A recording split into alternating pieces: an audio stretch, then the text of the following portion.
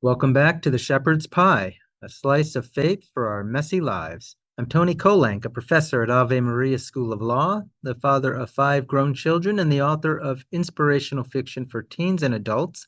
Super excited that final chapter of my Harwood Mysteries, The Devil's Ransom by Loyola Press, and Incarnate from Chrism Press. Lots going on there. You can check it all out on my website. But today I'll be speaking with Jean P. Kelly about ways to access spiritual wisdom even during times of painful relationships.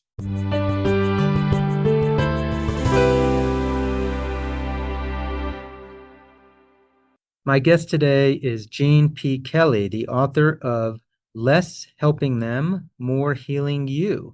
She is a PhD, a storyteller, spiritual guide, and the host of the award-winning podcast Read, Pray, Write. She's also an associate professor of journalism at Otterbein University in Central Ohio. She teaches writing, branding, graphic design, and podcast storytelling. Welcome, Jean, to the show. Thank you, Tony. It's such an honor to be here and talk to you more about my book. Let's kind of set the stage a little bit for who you are, how you got to a place in your life where you are even writing a book of this type. Maybe just give us a little background. Sure. Well, given my profession, I've always been a writer. The discovery of what I call in the book spiritual reading, which is Lectio Divina, was really for me a Holy Spirit moment in my life. And that's why I now feel called to, my podcast is about that. And it's also the structure behind my book, a spiritual memoir. So it does tell my story. I've done journalistic research on patterns of unbalanced relationships because I was in the midst of one. And then I show how spiritual reading gave me the strength to realize my situation. When in my 20s, I fell in love with and made a family with an unrepentant alcoholic. But I, in this process, realized there was much more that I had learned in my family of origin about what charity was and what my role was as a good Catholic, to always be a helper. It was a very unrealistic and incorrect interpretation of charity, honestly. I just got to a point where when I went to a retreat at my parish, where this was spiritual reading was being taught and given somebody who's a writer, being a writer and a reader, I'm like, oh, reading is prayer. I can do that, and because I was in a really kind of desperate situation, felt very alone. The problem with trying to help somebody who doesn't want to be helped is that you can never do enough. You lose complete sight of your own needs. And I had really deep spiritual needs. And that's what this practice helped me realize and really be nourished by it. And so that's part of the reason I wanted to bring that to others. Wow. All right. So there's a lot there for us to, I think, unpack over this next little bit. First, let's start with the difficult relationships part, because you were already sharing. I appreciate your candor in sharing about that. A lot of people, I think, get involved, maybe not knowingly at first, right. In difficult relationships. So maybe can you talk to that for a few minutes? What are we talking about when we say difficult relationships, and how do we find ourselves getting into these relationships? I think sometimes we don't have the self-knowledge that we need and the self-acceptance to recognize what we're expecting from relationships. I realized, retrospectively only, that my need to help was a way of getting other people to love me. It's what really is false humility. It is giving to get. But again, I didn't realize that, right? And I realized that if I was being kind and charitable, I would get that back. But that doesn't always happen. There's so many different issues that people have in their background and childhood trauma, mental illness, things like that. We meet all sorts of different people in our lives. But if our first impulse is to help them, even if they haven't asked us to help them, that can really put us in a dangerous situation. And being a helper there's nothing wrong with that.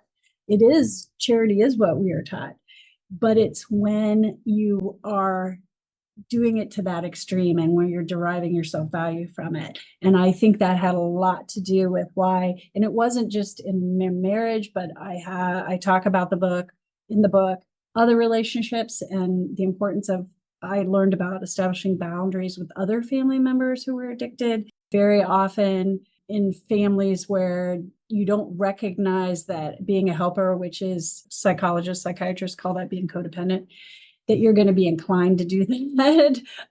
You don't realize it. It's codependency is one of those, it's a fraught term. People don't like to talk about it. They don't recognize it in themselves. And it's because denial is such a good coping strategy. It really works. So you push all that down.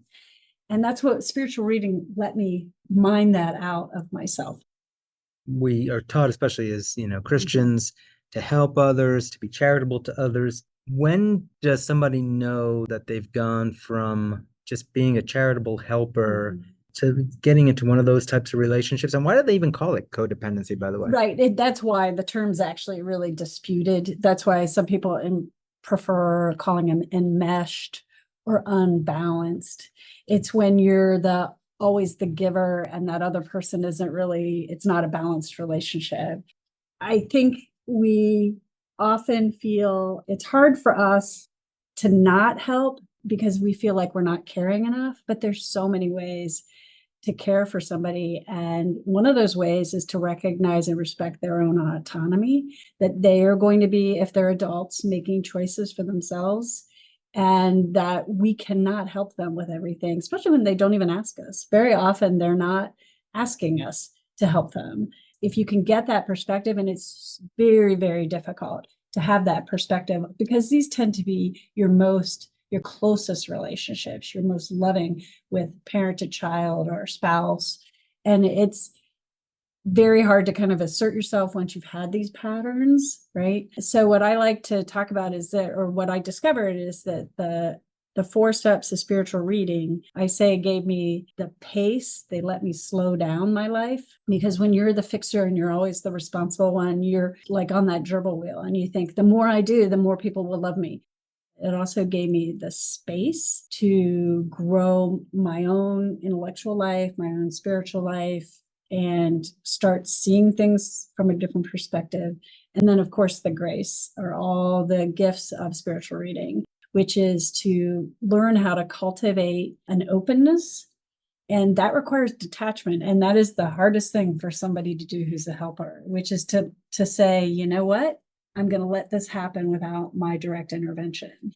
All right, so let's pivot a little to this idea of spiritual reading. Some people I've heard use the term Lectio Divina, which sounds fancy. And it may not be apparent to us how this practice could relate to this difficult relationship issue you've been talking about. But let's just kind of set the stage on what are we talking about when we say Lectio Divina, spiritual reading, what kinds of things are we reading, all that kind of stuff. Both on my podcast and in this book, it's a spiritual memoir. So I tell the story using 8 steps. So Lectio Divina, usually sometimes you see 5, but I broke them down into smaller steps. But the big 4 steps are read, reflect, respond, receive. And so that kind of structure was what really helped me in the midst of that anxiety that happens in those relationships. And the text I would read with intention. That's really the idea. It's part of my prayer time in the morning. I will, maybe say morning offering, do other prayers, maybe rosary. But then I let the Holy Spirit guide me into what I should read more carefully and read with intention.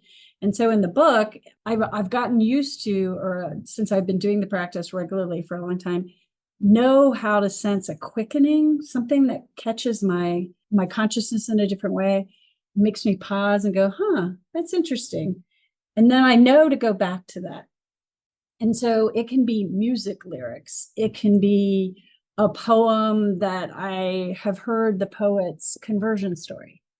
And then I look, get a book of poetry for this person and kind of thumb through it and go, whoa, here's a connection I see. And then I know to go back to that and pick a very small text. It's just a couple sentences or 2 and mull it over time, take real time with it. Half an hour, maybe total. I've done it enough that I can get it down to 20 minutes.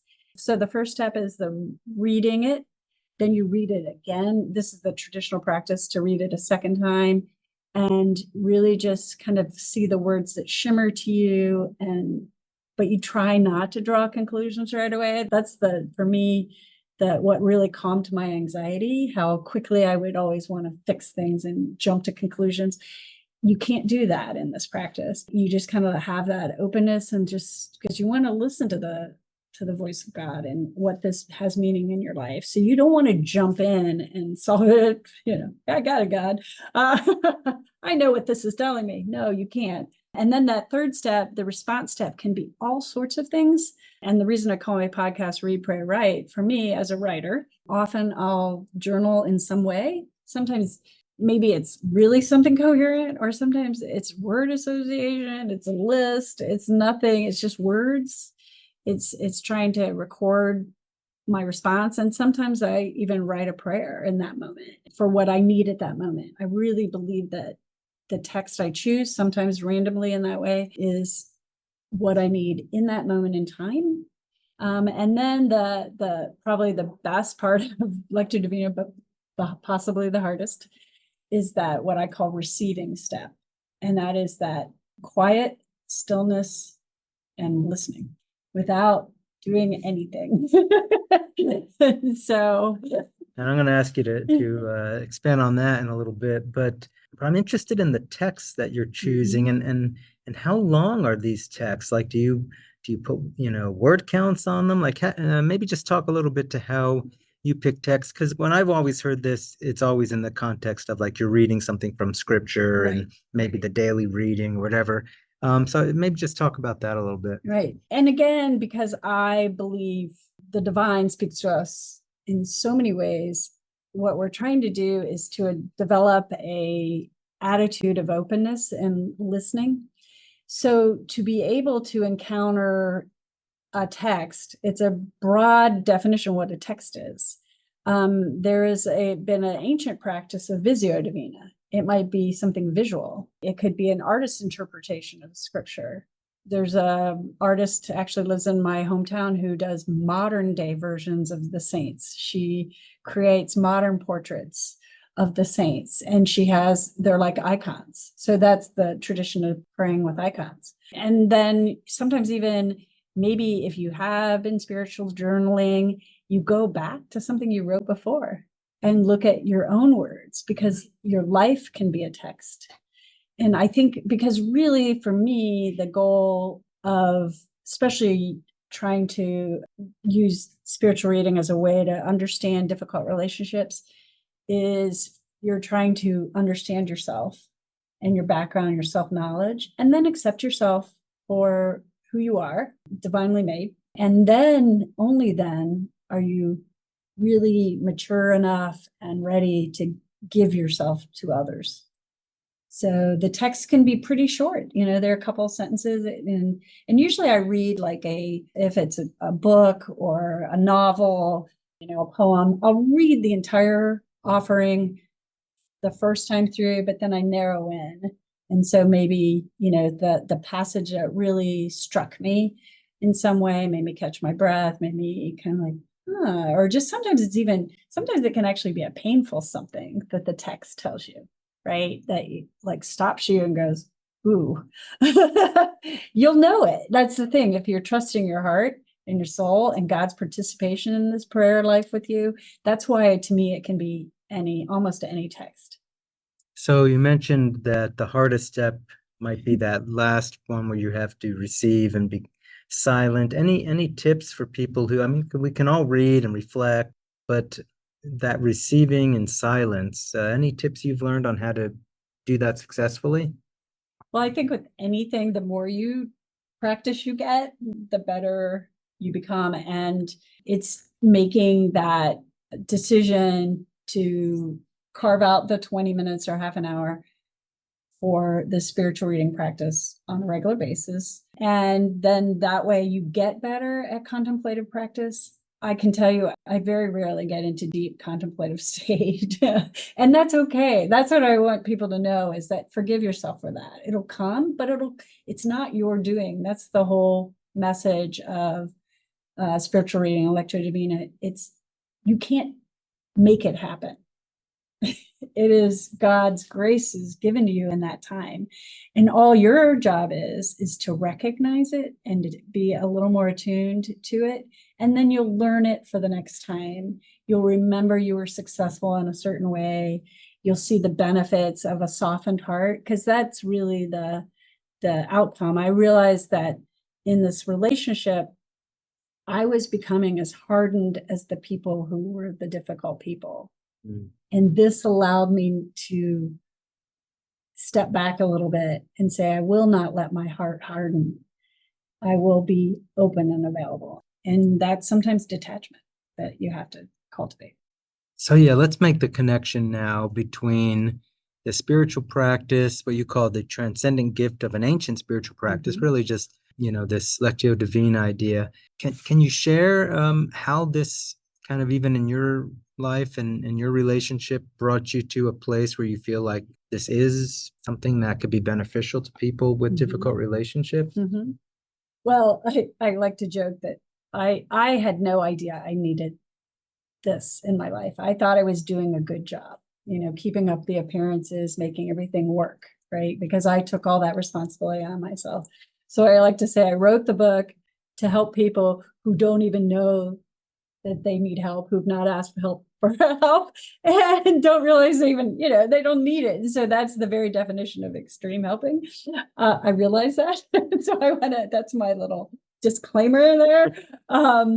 But I was just so grateful there was a structure to it. And when you are in a close relationship with an addicted person, you're always on alert for the next disaster. It's always going to come. And there's so much anxiety, even if you don't acknowledge it. And so this was simple, right? It was 4 steps. You can't really do it wrong. I have that on good authority. I'm a Benedictine oblate. So, it was the Saint Benedict who kind of formalized the process. And sometimes you can look, you can take days thinking about a text. I have a chapter in the book where for a full month, I was reading the story of a soul, Teresa Lisieux, and let that kind of soak into my being. And that just having that other thing that was inspiring me, affirming me for, who I was kind of an act of resistance in a way.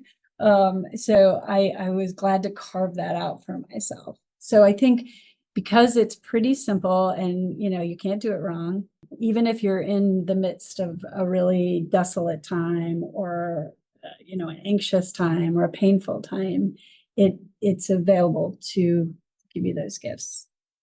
And you had a really catchy trio of phrases, something about space and grace. And it sounds like that really synthesized some of the lessons. Can you kind of bring us through those 3 things? Right. So, especially in times of difficulty and anxiety, even when I wasn't expecting it, I just went to this retreat and then started trying it out. So it gave me a slower pace because, again, when you're in a relationship that's unbalanced, you tend to, if you're the person without the problem, whatever that is, you're tending to take all the responsibility for yourself. And so you're going a mile a minute. And this slowed me down. And that's the slower pace. And then it gave me that personal space. It was to recognize that I deserve this. I've heard a great expression of, or summary of our responsibility as Christian people, that we need to reach out to suffering and touch suffering with love. But it's very likely that suffering will overwhelm us, right? And come over on us. And we have a responsibility, equal responsibility, to pull back and regroup so we can love again. And so that was that space that allowed me to think through things and feel okay about that personal space. And I understand self-care and all that, and this is not a pedicure. Okay. This is really intellectual. If that's what you need, spiritual. Sometimes it's just that you don't even know what you've figured out. That's okay. The mystery of it can be something that is what you needed that day. So that space. And then the graces, I think, are really important, which is the self-knowledge, self-acceptance. They're actually kind of a trajectory. You have to know yourself. And so sometimes having this meditative time, you are asking yourself, why am I doing this? Why am I helping? What is it in my background that makes that such an extreme need? And then just get a little bit of it, and then you'll understand a little more, but you won't draw a lot of conclusions, because this is the other thing I love about it, is it is a solitary pursuit. It is, you're carving out this time for you and God as part of your prayer to figure out. So if you learn who you are, and then you can accept who you are, because God made you the way you are, and you should not be, you tend to beat yourself up a lot when you're in a relationship, because you're helping like this. Your relationship isn't helping. You're not being effective in helping, and so you're thinking you're less than somehow. This gave me that value, understood that maybe that was a disordered way of thinking about myself. That had long history sometimes. So if somebody's listening to the show and they're going, gee, I'm wondering if I'm in one of those relationships, hearing her talk, it's ringing some bells for me, but they're not really sure what to do, how to even diagnose it. Do you have any words of advice, just based on your own experience, even of how they can discover if they're in one of those relationships, and if they need this kind of spiritual solution to that? I always disclaim the fact that even though I have a PhD after my name, I'm not a therapist. And I really, really believe in professional therapy. I think it's incredibly important as couples, as individuals, as whatever that relationship is, because that perspective is what you need toward that self-knowledge. So, and also spiritual direction. But again, that's maybe later on in the process. Even reading about it, sometimes you don't always see yourself, though, because know what denial is, know how effective denial is. You can read books about this and not see yourself. And that's why I like the practice, because it's that little voice that's in you. And through this spiritual reading, that voice gets a little louder, right? Because you're doing this once a week at first, maybe then every other day. And then you'll start to attend that voice a little bit that'll tell you what to do about it next. And everybody has different situations. I'm not about to, say that, there's one way to solve any of this. The journey is what matters. That if you can get that self-knowledge, that self-acceptance, then that'll guide you how to go about this. And everybody's situation is different. The timing's different. Took me a long time to realize that. And then if you need to make a change, you need great courage. And that's how I also felt supported by spiritual reading. I knew that God still loved me, and I could do this hard thing, that I had to make a change. It's hard to maintain boundaries with people you love. But what you find out is, again, if you have this openness and this acceptance of yourself, what you realize when you establish a boundary and you keep it, because people will test your boundaries, difficult people will test it, and you will fall back in old patterns very easily. But then when the boundary works, oh my gosh, you realize, hey, the world did not come crashing down around our ears. This was okay. It was okay for me to assert my boundary with this person. And it could be a coworker, it could be anybody that says, okay, that went better. Might not have been what I did in the past, but I can see the benefits of trying something different. All right. So much learned, experienced wisdom, it sounds like, in this. So your book, Less Helping Them, More Healing You. So if folks are interested in getting their hands on the book and getting access to your podcast or any of your other writings, learning about you, where would you want them to go? Okay. My website is JeanPatriciaKelly.com, and all of it's there. The book was published by ACTA. It's on Amazon, and the podcast is readpraywrite.com.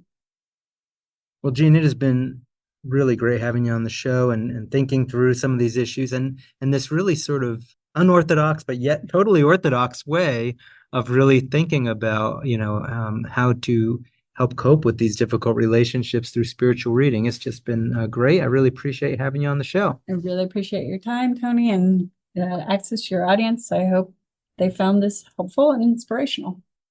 Unfortunately, that is all the time we have for the show today. Again, we've been speaking with Jean P. Kelly about spiritual reading and how it can help us in the difficult relationships in our lives. Again, this is Antony Barone Kolenc. If you want to check out any of my writings, or if you want me to come talk to your middle school classroom or your homeschool group, just check out my website at antonykolenc.com. But until next time, may God bless us as we rely on our faith to work through the messy challenges of our lives.